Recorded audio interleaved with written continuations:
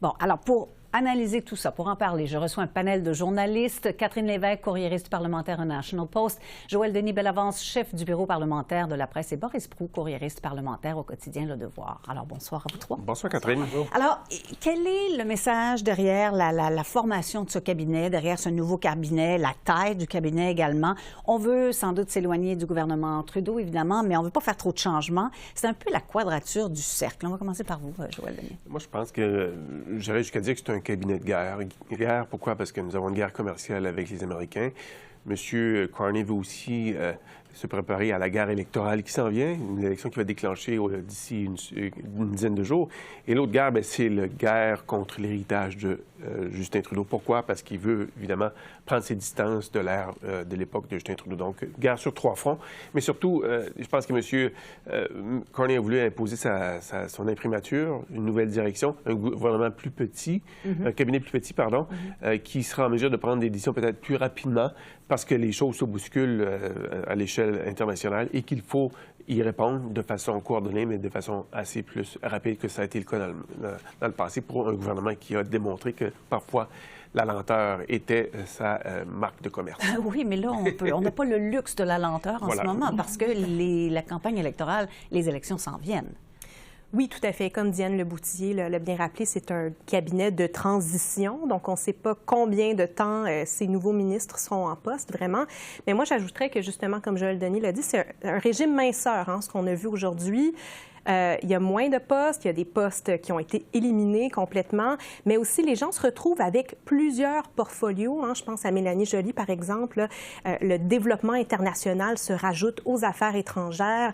Gary Ananda-Sangari, qui sera ministre de la Justice, mais aussi responsable des relations couronnes autochtones. Donc, vraiment, les gens auront beaucoup plus de travail. Je pense qu'on voulait vraiment envoyer le message qu'on tente de faire attention aux finances publiques. On veut aussi des ministres à part entière et non seulement des ministres, pour faire plaisir à certaines régions, pour, disons, rencontrer certains quotas.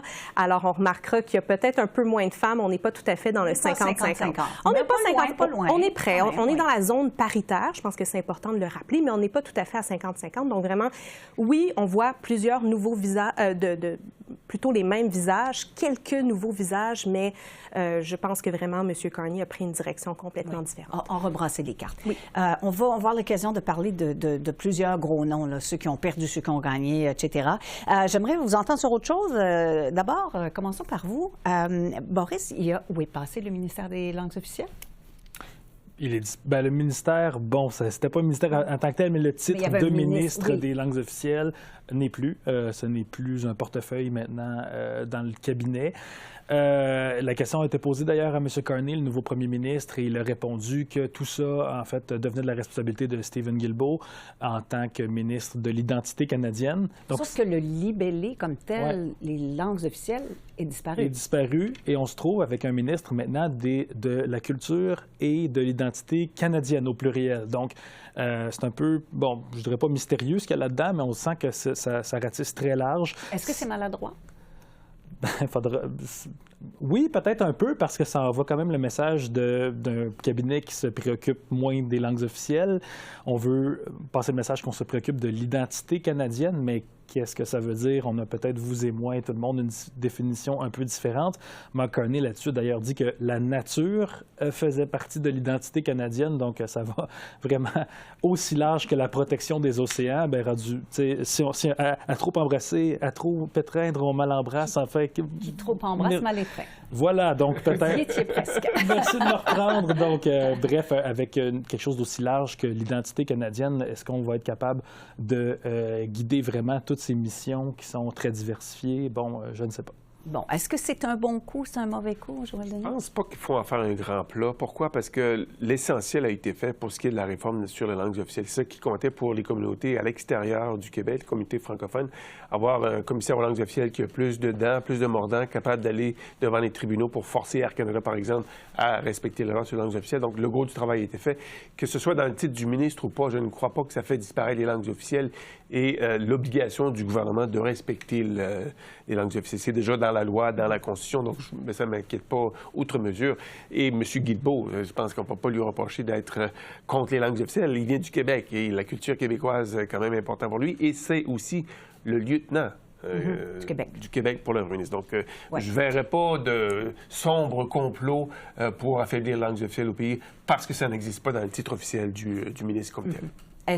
Comment le Québec va voir ça, Catherine? Écoutez, je pense que le Québec, mais aussi les communautés francophones à travers le Canada, je pense que ça va être certainement remarqué. Je pense qu'il y a plusieurs médias là, qui vont en faire mention, dont nous.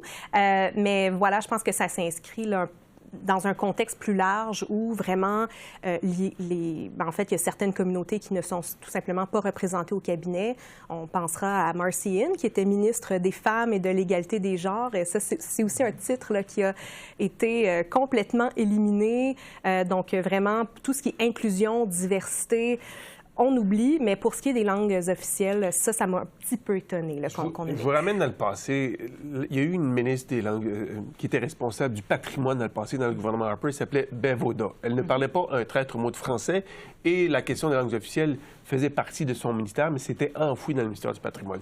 Il n'y a personne qui avait vu un complot, mais ça dépend des personnes qui sont nommées responsables de ce ministère. Et Stephen Guilbeault, je pense qu'il a déjà occupé les fonctions de patrimoine ici, de quoi il en retourne pour les langues officielles. Mais l'exemple de Bev Oda, je pense, va vous rassurer à cet égard-là. Mais les libéraux, des fois, le diable est dans les détails. Passez-moi l'expression. Hein? Si je peux juste me permettre, les libéraux se revendiquent d'avoir vraiment mis en place ces deux langues officielles à travers le Canada. Donc, vraiment, c'est très important pour le parti. Alors, je pense que certainement, ça va être remarqué, sûrement. Bon. Alors, venons-en justement aux ministres. Commençons par les gros noms, si vous voulez bien. Là, commençons par les Champagne, les Joly, Mélanie Joly qui a conservé son titre. Est-ce que Mélanie Joly est devenue une incontournable maintenant? Oui, absolument. Elle n'est pas la seule. Le trio, là, Dominique Leblanc, François-Philippe Champagne, qui avait pris beaucoup de galons dans les derniers temps en lien avec, évidemment, ces menaces de tarifs qui, bon, ce n'est plus des menaces, c'est tarifs maintenant, et cette guerre commerciale, ces répliques de tarifs. Ces ministres-là ont accompagné Justin Trudeau dans la réponse canadienne, la préparation puis la réponse aux tarifs. Ils étaient indissociables, on peut dire, de la direction du gouvernement Trudeau dans cette guerre commerciale-là, et le fait qu'ils soient maintenus au cabinet dans des titres, bon, ça a bougé un peu. C'est maintenant François-Philippe Champagne qui est aux finances, une promotion pour lui, mais quand même, ça signale le fait que le trio reste, on peut dire, que Mark Carney continue dans la droite ligne de Justin Trudeau en termes de stratégie pour faire face aux États-Unis. Oui, sauf que, évidemment, les conservateurs vont en parler, là, c'est évident, mais est-ce que c'est quelque chose de rassurant de voir pour la population en période de crise, comme maintenant, de voir ces gros noms qui restent en poste? Je pense que oui. Je pense que, bon, disons, les visages auxquels on était habitué de voir, là, bon, les François-Philippe Champagne, les Dominique Leblanc qui étaient à Washington cette semaine, Mélanie Joly sur la scène internationale, je pense qu'on les a déjà vus. Je comprends la critique des conservateurs de dire, bon, bien, c'est un peu du pareil au même, parce qu'effectivement, il y a beaucoup de gens qui étaient déjà au cabinet, qui restent encore, mais je pense qu'effectivement, ça a quelque chose de rassurant, parce qu'encore une fois, on ne sait pas pour combien de temps ces gens-là seront dans leur poste. On s'en va visiblement en élection peut-être la semaine prochaine. Donc, on a besoin d'une équipe qui sait déjà quoi faire pour faire face justement à ces menaces en fait, à ces tarifs là, qui arriveront là, le 2 avril, et peut-être qu'il y en aura d'autres après coup. Donc, il faut tout le reste. Voilà, des gens qui sont au courant des dossiers, qui ont déjà là, les deux mains sur le volant, disons, et ça va continuer dans ce sens-là. L'objectif était d'injecter un peu de stabilité dans les relations qui sont devenues instables entre Ottawa et Washington en conservant les mêmes joueurs. Mélanie Joly a déjà des bons liens, des liens étroits avec certains membres de l'administration de Trump. Marco Rubio en est un, le secrétaire d'État, notamment là aussi le sénateur Lindsey Graham, qui a l'oreille de Donald Trump. Donc, recommencer à zéro au moment où on entre dans une période critique, c'était pas une bonne idée. Donc, c'est la poursuite de la stabilité. Mais les critiques du Parti conservateur, elles sont quand même intéressantes, mais je me pose la question, qui serait le ministre des Finances dans un éventuel gouvernement Pierre Poilievre? J'en vois pas en ce moment, et je pense que même chez les conservateurs, on s'interroge encore qui pourrait être ministre des Finances au sein du gouvernement Poilievre. Même chose comme ministre des Affaires étrangères. C'est bien. Ça risque d'être des choses dont on va discuter au cours des prochaines années. Là où je veux en venir, c'est que c'est bien de critiquer que c'est toujours les mêmes personnages, mais qu'avez-vous à proposer comme solution de rechange je me pose la question, j'ai un point d'interrogation. Je présume que la population aussi, si j'en ai un, a aussi un certain point d'interrogation. Bon. Parlons maintenant de ce qui nous paraît comme les perdants un peu. Je commence par Karina Gould. Stephen Guilbeault, quoi qu'il s'en est bien sorti, hein, vous l'avez entendu, il dit « Oh, je conserve quand même des dossiers intéressants, le meilleur des deux mondes. » Il est toujours à la table du cabinet, ça, il faut le pas le... Oui, effectivement. Il y a des gens qui pensaient qu'il allait être écarté totalement. Alors, il ne l'est pas. Alors, et Chrystia Freeland, alors, que penser de ces choix-là? Je commence par vous, Catherine Tien. J'ai été un peu étonnée, je vous avoue, de ne pas voir Karina Gould. Même s'il faut le dire, là, elle a eu 3 % des voix là, à la course au leadership, mais quand même, elle incarnait la jeunesse, disons, l'aile plus progressiste du parti. Donc, je me disais que peut-être qu'elle pourrait être un atout intéressant, d'autant plus qu'elle était aux côtés de Mark Carney cette semaine lors d'une annonce là, à Hamilton. Alors, je pensais qu'elle allait peut-être avoir un plus grand rôle.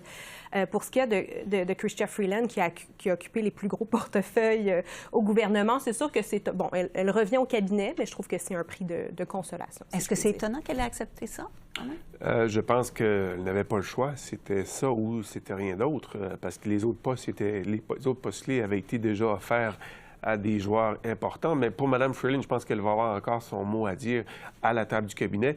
Ce qu'il faudra surveiller aussi, c'est les divers comités du cabinet. Parce qu'il y a des décisions qui sont prises à l'étape des comités du cabinet avant d'aller à l'ensemble du cabinet. Et là, elle peut jouer un rôle important. Sera-t-elle présidente du comité du cabinet sur les relations canado-américaines? Ça pourrait être aussi un élément important.